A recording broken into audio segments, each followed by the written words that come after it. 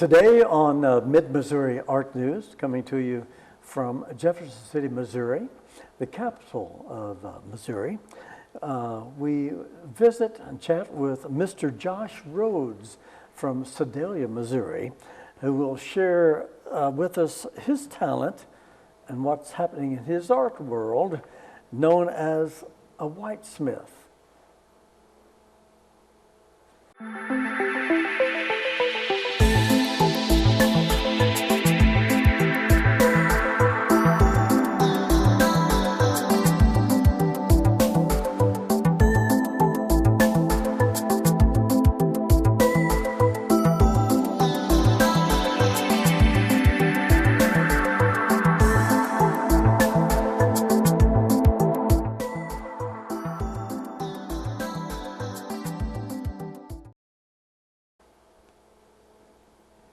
Welcome to JCTV, Mid-Missouri Art News, supported by many art enthusiasts of all types, art lovers throughout the world, coming to you from the capital city of Missouri, Jefferson City. I'm your host, Rick Jey, and if you will turn with me to invite to JCTV, Mid-Missouri Art News, Mr. Josh Rhoads from Sedalia, Missouri. Welcome to JCTV's Mid-Missouri Art News. Well, thank you Mr. Rhoads. for having me. Yes, sir. Well, great to have you. I've been looking forward to this, and we've spent some time together as we not only discuss now the world of Josh Rhoads and how you became inspired to be a Whitesmith, but also we have some great footage for you viewers, an on-site actual demonstration, which we'll get into after the break. Well, Josh, if you would, may call you by your first name. Please share with the viewers a little bit about Josh Rhoads. Well, I was born in Sedalia, Missouri. I'm the youngest of 5 kids.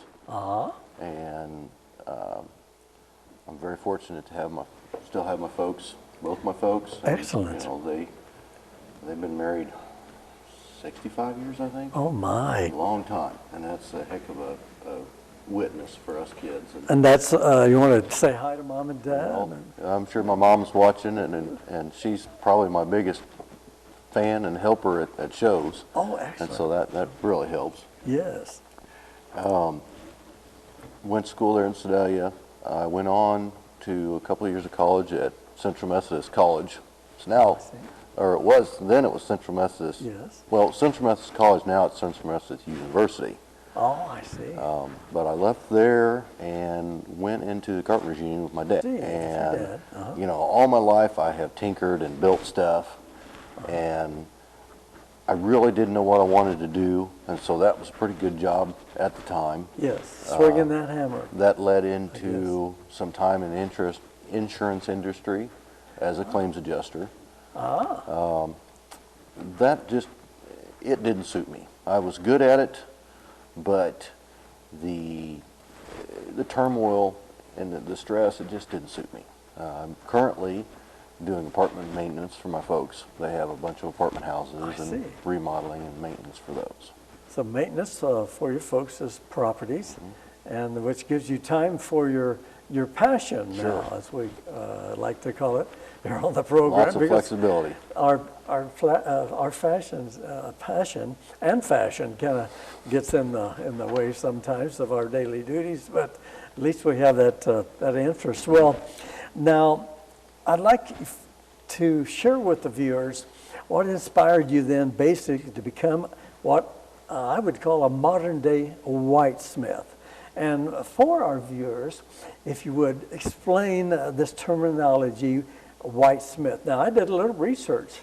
I understand that I found that it goes clear back to the colonial days, which the Whitesmith was a very popular person.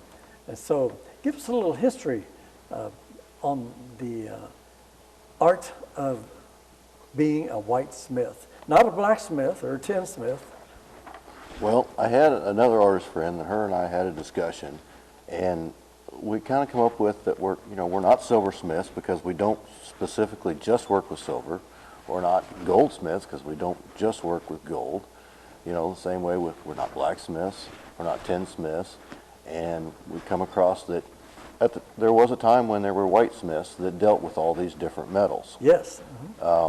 In my mind, a tinker, and I'm very much, part of the time I call myself a tinker because I Tinker fiddle with with things and fix things, Yes. and so that's where I've come up with that terminology or use that terminology.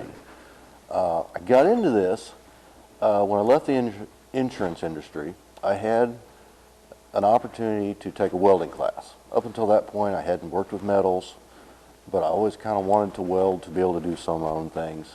Yes. And that was a progression down working with metals path. I see. After that, one Christmas, I wanted to make Christmas gifts for my family. And came up with the idea, well, I'm going to use vintage silverware. And I think I made necklaces and keychains. I think that's all I made. And after that, giving those gifts, one of my sisters said to me, well, could you make a ring? They were babies of the 70s that had spoon rings. And so I was like, well, maybe. And with my very rudimentary tools, I made that first spoon ring. So over that next year, I tinkered with it a little bit. I tinkered with some tooling to do it a little more efficiently. I see. And I started down that path of making spoon rings, which led into other projects. I see.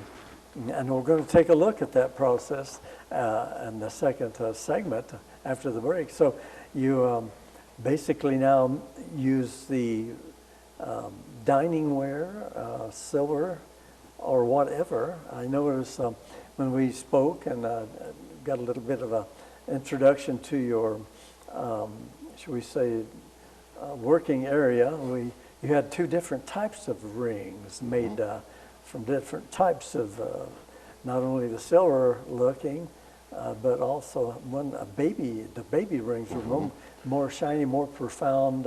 Well, those are what's called a demi-tasse spoon. A demi-tasse. They're the size of a baby spoon. I see. Generally, but they're a fancy coffee spoon. And so the bowl on them is narrower than a normal spoon, and that allows me to flatten that bowl and use that whole spoon in one ring. With a normal size spoon, it would be way too long, and those little short rings and it would be also way too wide. Excellent. And so there were those. I also work with coins and make coin rings, and you're basically turning a coin half inside out. I have the tooling so that you don't destroy all the detail, so you can still see the date and the words and things like that. Excellent. And so, I got into some other metals, with copper. I do some copper roses. I do some copper bowls that are from a flat piece of copper raised into a bowl. Yes. And then I've also done some brass, and I'm slowly getting into some casting of silver. I see. So this, if you look up the term whitesmith, this whitesmith, basically in the colonial days, when someone approached him, he might be working with all types of different metals. So this is what Josh is explaining to us. There's a very wide field of different metals that you can work with. Certainly. And develop some beautiful work, as we'll see here in the second segment. Well, we will look at that demonstration, working as a whitesmith in the second segment. I have a couple more questions. How do you arrive at a theme for a project, basically? You just have a certain, I want to do so many rings, I want to do so many necklaces and bowls, or are you ever inspired, or you are approached, I guess, by different ones? Sometimes it's a need for filling, inventory, and some of it is depending on what material I have on hand or I've recently acquired. My starting work with copper came after my dad and I replaced some flashing on a church, and we had some scrap copper. Oh, wow. And so then I started looking into what I could do with that scrap copper, and that created a whole nother faucet of what I'm doing. It's almost like me taking a picture or seeing a certain scene I want to paint, and here you're looking at metals as they appear. So I guess we, as an artist, whatever comes about, I guess you Yeah. could say, yes. Well, and much of my art has Comes been to kind of mind. happy accidents. I see, great. Now, so what types of metal do you really prefer? What's the fun you can't wait to get your hands on? I like oils and painting, so do you have the goal? I bet it would be something to work with. Maybe. Yeah, I really like working with sterling silver and fine silver because it's just so easy to manipulate and get it to do what you want. I mean, what I work with primarily is the tableware that is silver plated. Silver plated. And what is the base metal? it depended on the composite of something? Well, it depended on the manufacturer. So but it's usually some sort of mixture, alloys of copper and Nickel? who knows what, maybe nickel, but it's got a thin layer of silver over top of it. Right. And, you know, it really, I say a thin layer, but it's a very hard layer because even with all my manipulating of it, it's very rarely do I crack it or, you know, I can heat it off, but I've never seen one of my rings that somebody's brought back to me and said, well, the silver wore off of it. You know, it's just very durable. It had to be because you were eating off of You it. always think of silver being soft, and I notice your rings and all that is very, they're just like a thick. It's like it's almost tempered to a hardness. Right, well, and silver takes on a work hardening. As you work it, it gets harder and brittle. The fine silver and the sterling even more so, but the silver plated with those alloys in it, I can work it a long time before it gets to the point where it's brittle. And work it, we're going to see what that's all about. In fact, we're getting close on time. So if you would, tell our viewers what they're going to see after the break. Okay. Just kind of basic overview, and then we'll talk about that when we come back. You'll see me take a spoon and cut the bowl off of it. I'll smooth the cut edge. I'll then buff that cut edge to further smooth it. And then I'll use my ring bender to put it into the basic ring shape. And then I will beat it into round and to my final size. And then you'll get to see me polish it on my early 1900s pedal grinder that has buffing wheels on. Yes. And then you say you've already put 1,000 miles Probably. on that buffing setup. Excellent. So that's something to look forward to. Well, let's get on to our break.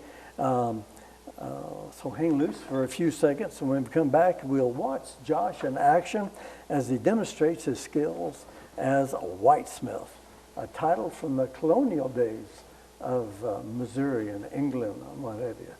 Stay with us. We'll be right back for more right here on JCTV's Mid-Missouri Art News. Hey! Get!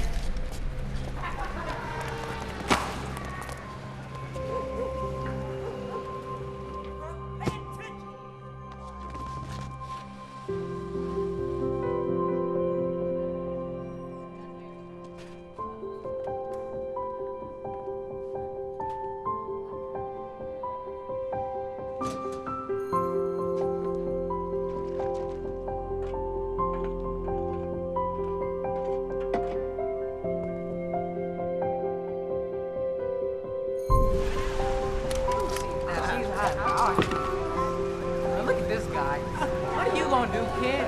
Go home. It's hopeless. Yeah.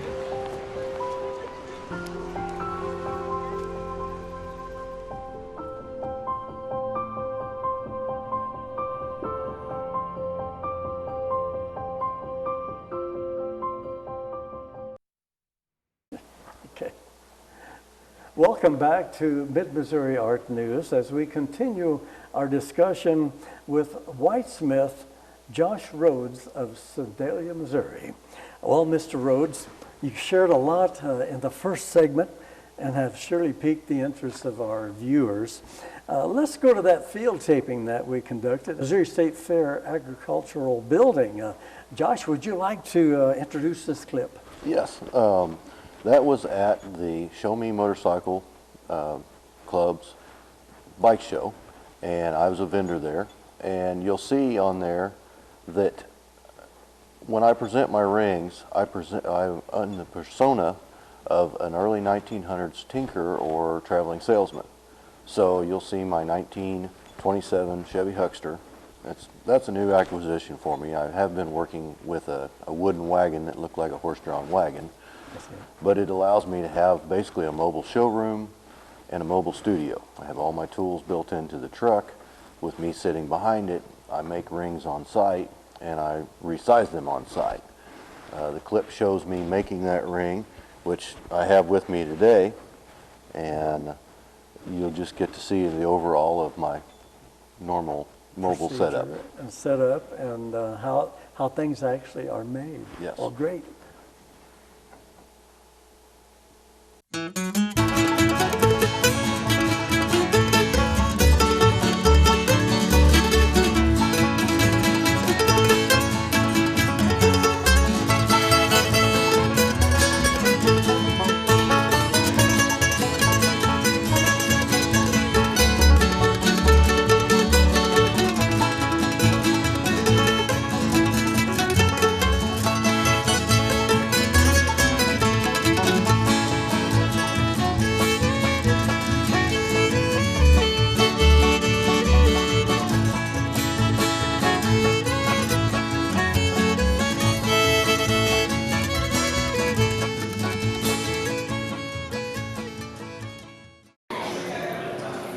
Okay, I've selected my piece of silverware, so I'm going to take and cut the spinning bowl off of it. Just use some ordinary cutters to do that. And now I've got my basic ring shape. But I've still got a sharp edge here.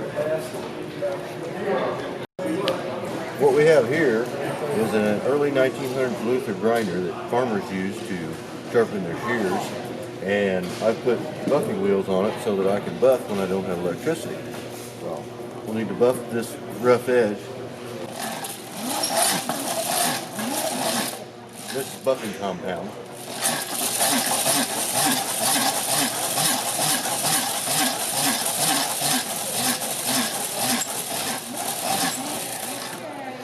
That gives me a nice smooth edge where I cut that off.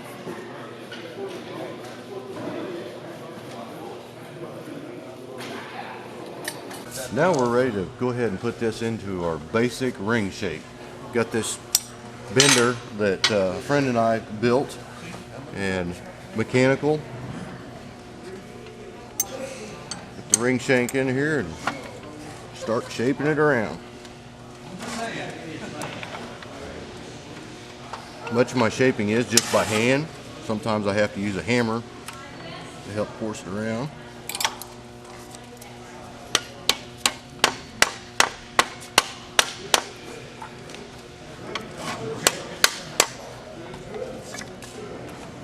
Now that we have the basic shape, I'll need to take it to my wooden stump to get a final shape and size. Now that we have our basic shape, we'll take a mandrel and my hammer and my trusty bell tree stump. For those that are a little slower, that's ma bell. And we'll go ahead and shape this ring.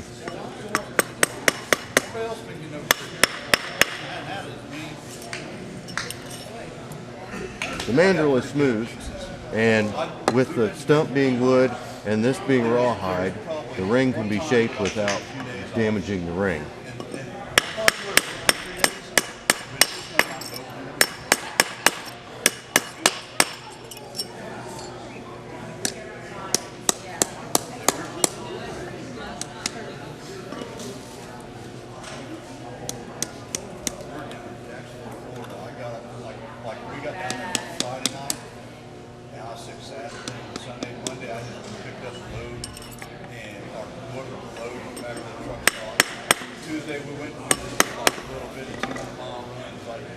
There's been a lot of trial and error and just doing it to figure out, how to get these rings shaped the way I want them and the way they're comfortable.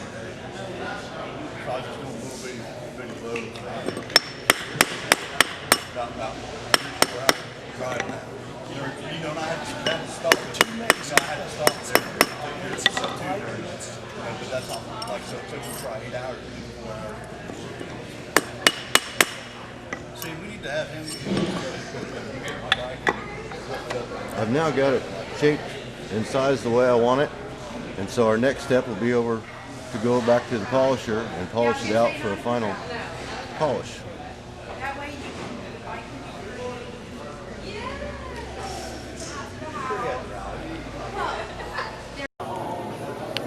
All right, I'm going to get a little more buffing compound, and we'll throw some good shine on this ring.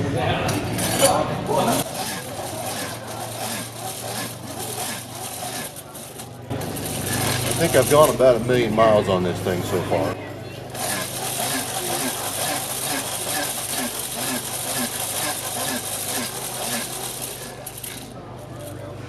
See a major difference already.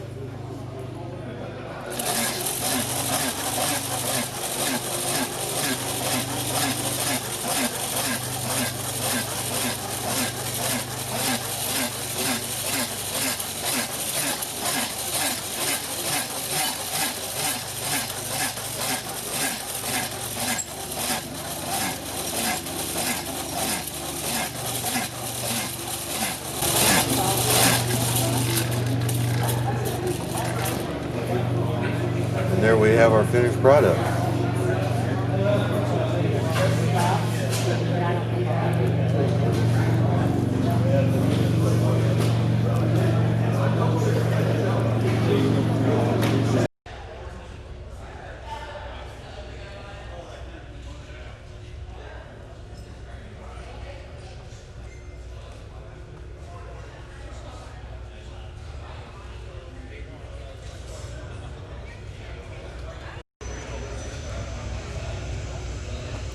And a big thank you from Rick Jey with J. Rick Productions. And also thank you to JCTV for their spotlight on the arts.